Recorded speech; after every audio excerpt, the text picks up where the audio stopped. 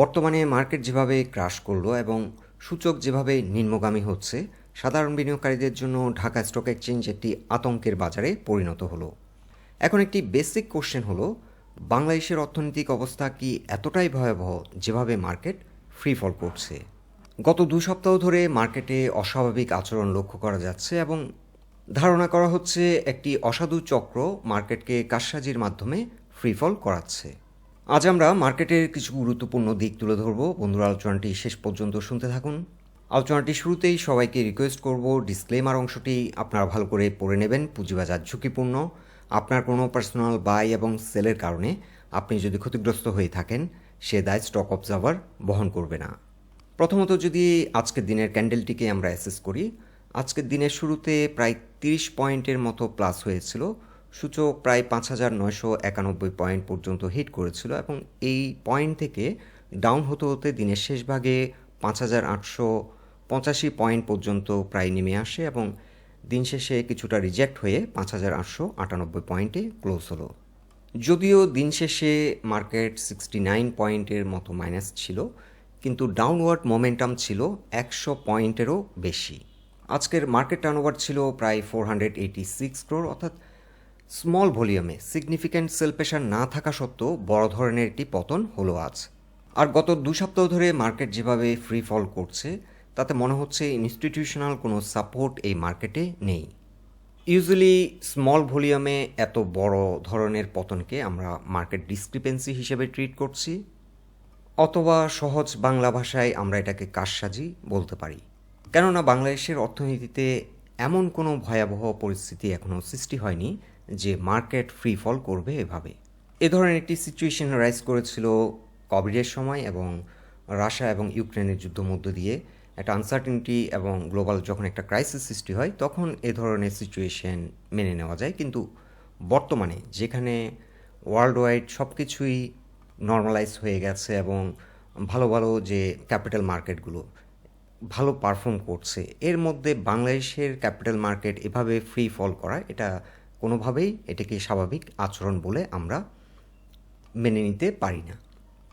গত কয়েকটি আলোচনায় আমি তুলে ধরেছিলাম পাকিস্তানের ক্যাপিটাল মার্কেট গত 1 বছরে কতটা রিটার্ন দিয়েছে। সবচেয়ে বেশি রিটার্ন দিয়েছে পাকিস্তানের ক্যাপিটাল মার্কেট, দেন ইউএসএ এবং ইন্ডিয়ান ক্যাপিটাল মার্কেটও আমি দেখিয়েছিলাম।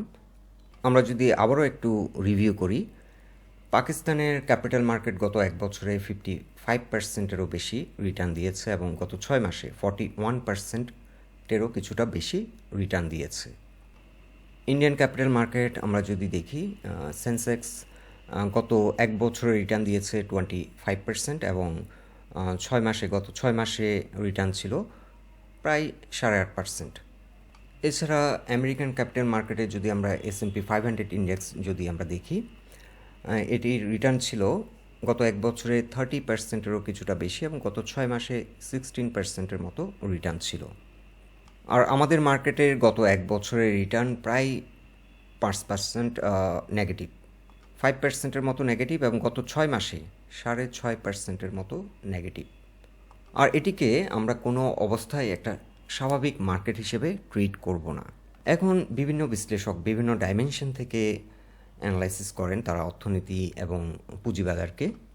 কিছু কিছু বিশ্লেষকদের মতে বর্তমানে ম্যাক্রো ইকোনমিক ফ্যাক্টরসগুলো বাজারকে এফেক্ট করছে, লাইক ব্যাংক ইন্টারেস্ট রেট বৃদ্ধি এবং ইনফ্লেশনারি সিচুয়েশন।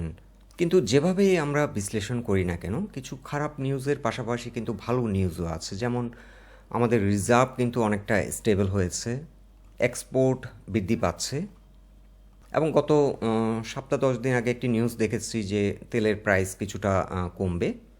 এছাড়া গতকালকেও নিউজে দেখলাম যে ডলার প্রাইস কিছুটা সহনীয় পর্যায়ে ফিরছে, $5-6 মানে পার টাকা মনে হয় কমছে, ডলারে 5 থেকে 6 টাকা করে কমছে। এছাড়াও একটি বিষয় লক্ষণীয় যে গত 3-4 বছর ধরে সারা ওয়ার্ল্ড ওয়াইড কিন্তু একটা আনসার্টেনিটি ক্রিয়েট হয়েছিল এবং ওয়ার্ল্ডের বড় বড় ইকোনমিগুলো কিন্তু বড় ধরনের বিপর্যয়ের সম্মুখীন হয়েছে। পৃথিবীর বড় বড় দেশগুলো লাইক ইউকে, জার্মানি, এই দেশগুলো কিন্তু হাই ইনফ্লেশনারি একটি সিচুয়েশন ফেস করেছে এবং তাদের দেশেও কিন্তু ট্রিমেন্ডাসলি কিন্তু অ্যাগ্রেসিভলি সেন্ট্রাল ব্যাঙ্কগুলো কিন্তু তাদের ব্যাংক ইন্টারেস্ট রেট বাড়িয়েছিল, কিন্তু সেই ক্যাপিটাল মার্কেটগুলো কিন্তু up to the mark perform করেছে। সো আমি যেটি বলতে চাইছি, শুধুমাত্র ম্যাক্রো ইকোনমিক কিছু ফ্যাক্টরকে ব্লেম দিয়ে আমাদের বাজার ভালো হচ্ছে না, শুধুমাত্র এই ইস্যুটিকে নিয়ে হাত পা গুটিয়ে বসে থাকলে আসলে হবে না। এই মার্কেট কেন স্বাভাবিক ধারায় চলছে না, এটার একটা সুষ্ঠু স্বাভাবিক একটি তদন্ত হওয়া উচিত। কেননা আমরা ধারণা করছি এবং অনেকেই ধারণা করছে এই মার্কেট সবসময় একটি কারসাজি, একটি চক্র এই মার্কেট নিয়ে সবসময় কারসাজি করে এবং এদের কারণে মার্কেট কিন্তু ভালো হতে পারে না। যখন এই মার্কেট একটু ভালো পর্যায়ে যায়, তারা ট্রিমেন্ডাস সেল প্রেশার সৃষ্টি করে এবং মার্কেটে এই ধরনের প্যানিক সৃষ্টি করে এবং এটি বারংবার হয়েছে। সো আমরা বিনিয়োগকারীদের পক্ষ থেকে রিকোয়েস্ট করব, এটার একটা সুস্থ স্বাভাবিক একটি তদন্ত হওয়া উচিত। না হলে মার্কেট বারবার মুখ থুবড়ে পড়বে। মার্কেট হয়তো নেক্সট উইক হয়তো ভালো করতে পারে, কিংবা এই সপ্তাহেও মার্কেট ঘুরে দাঁড়াতে পারে, কিন্তু এই দুষ্ট চক্র থেকে যদি মার্কেটকে মুক্ত করা না যায়, তাহলে লং রান মার্কেট আবারও এই ধরনের সিচুয়েশনে অ্যারাইজ করবে এবং বিনিয়োগকারীরা এই ধরনের সিচুয়েশনের ভিকটিম হবে। এখন অনেকের হয়তো কোশ্চেন, মার্কেট এখন কোন পয়েন্ট থেকে ঘুরতে পারে। আসলে মার্কেটের এখন বর্তমান যে সিচুয়েশন, যেভাবে ফ্রি ফল করছে, মার্কেট অনেকটা আনসার্টেন হয়ে গেছে। কারণ এই মার্কেটকে কোনো প্রকার সাপোর্ট ইনস্টিটিউশনের পক্ষ থেকে আমরা লক্ষ্য করছি না, কারণ 400-500 কোটি টাকায় এতটা ফল করার কথা না। সো এখন যাদের ফান্ড আছে, ভালো মানের স্টকগুলোকে গ্র্যাজুয়ালি কালেক্ট করা যেতে পারে। এখন নতুন করে ফ্রেশ এন্ট্রি নেওয়ার জন্য গুড টাইম। তবে ভালো মানের স্টকগুলোতে নতুন করে এন্ট্রি নিলে বছর শেষে ভালো ডিভিডেন্ড গেইনের পাশাপাশি ভালো ক্যাপিটাল গেইন হওয়ার সম্ভাবনা রয়েছে।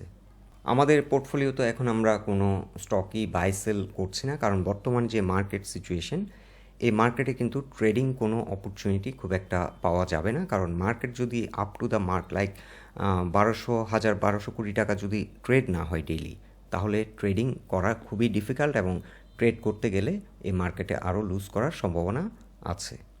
আরেকটি ব্যাপার হচ্ছে ক্যাপিটাল মার্কেটের যে বেসিক যে nature, capital market up down করবে, এটি হচ্ছে একটি স্বাভাবিক ঘটনা।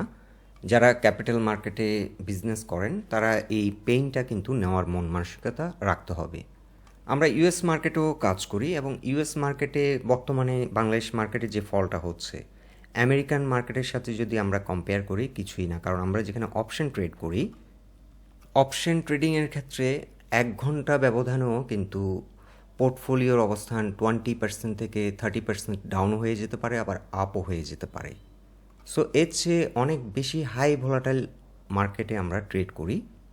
সো এই মার্কেটের যে ডাউনওয়ার্ড যে মোমেন্টাম, এটা নিয়ে আমরা ওরিড না। তবে এখানে আমরা যেটা কনসার্নিং ইস্যু দেখছি, যে মার্কেট তার স্বাভাবিক গতিতে ফল করছে না এবং ইনস্টিটিউশন তার যে রোল প্লে করার কথা, ইনস্টিটিউশনের যে ক্যাপিটাল মার্কেটে যেটা হয়, ইনস্টিটিউশন একটা খুব সুন্দর রোল প্লে করে, এখানে কিন্তু ইনস্টিটিউশন একেবারে ইনঅ্যাক্টিভ। এছাড়া মার্কেটটা অনেকটা আনসার্টেন, এটা হচ্ছে কনসার্নিং ইস্যু। ইউজুয়ালি আমরা সবসময় প্রিপেয়ার থাকি ক্যাপিটাল মার্কেটে একটি স্টক বছরে 50% পর্যন্ত আপ ডাউন হচ্ছে, ক্যাপিটাল মার্কেটের জন্য এটি একটি খুবই ন্যাচারাল ব্যাপার। এনিওয়ে, আমরা যেটা সাজেস্ট করব, এখন ট্রেডিং অ্যাটেম্প্ট না নেওয়াটাই বেটার। এখন ফান্ড থাকলে স্লোলি ভালো মানের স্টকগুলো এন্ট্রি নেওয়া যেতে পারে। আমরা একটি আলোচনায় কিছু ভালো মানের স্টক নিয়ে আলোচনা করেছিলাম এর আগের পোস্টটিতে, যারা ইন্টারেস্টেড দেখতে পারেন। আরেকটি ব্যাপার হচ্ছে, রবি যদি কালকে ট্রেড শুরু হয় আর যদি রবিতে কোনো রকম সাপোর্ট দেওয়া না হয়, তাহলে রবির কারণে হয়তো মার্কেট 10-15 কিংবা 20 পয়েন্ট পর্যন্ত একটা ইম্প্যাক্ট আসবে নেগেটিভ। যেহেতু অন্য অন্য স্টকগুলোতে মেজর সেল প্রেশার অলরেডি চলে গেছে, আমরা আশা করছি না মার্কেট খুব বেশি মাত্রায় ফল করবে। এখন কোন পয়েন্ট থেকে সাপোর্ট নেয় সেটি খুবই আনসার্টেন, কারণ মার্কেট কোনো সাপোর্ট ফলো করছে না। অনেকগুলো স্ট্রং সাপোর্ট ছিল, কোনো সাপোর্টই মার্কেট বর্তমানে রেসপেক্ট করছে না, এটা একটা কনসার্নিং ইস্যু। সো আমরা আশা করছি মার্কেট তার একটা ন্যাচারাল সাপোর্ট খুঁজে নেবে ইন বিটুইন কোনো একটি পয়েন্টে। খুব বেশি মাত্রায় ডাউন আমরা এক্সপেক্ট করছি না, কারণ এর আগের আলোচনায়ও আমরা বলেছিলাম মার্কেট কিন্তু 2021 সাল থেকে বড় ধরনের একটি ক্রাশ হয়েছিল।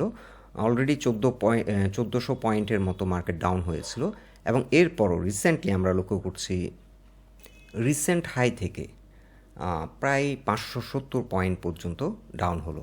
শুধুমাত্র আমরা রিসেন্টলিও যদি কনসিডার করি, এটিও কিন্তু একটি বড় ধরনের পতন হলো মার্কেটে। সো আমরা এখন আর বড় ধরনের পতন এক্সপেক্ট করছি না এবং আশা করছি এই সপ্তাহ থেকে মার্কেট তার ন্যাচারাল ধারায় ফিরে যাবে এবং এখান থেকে কামব্যাক করবে, বাজার ঘুরে দাঁড়াবে এবং পারফর্ম করবে। সবার জন্য শুভকামনা রইল। এটাই ছিল আজকে আমাদের বক্তব্য। আলোচনাটি যদি ভালো লেগে থাকে অবশ্যই পোস্টটিকে লাইক দিন। আমাদের সাথে থাকার জন্য আপনাদের অসংখ্য ধন্যবাদ।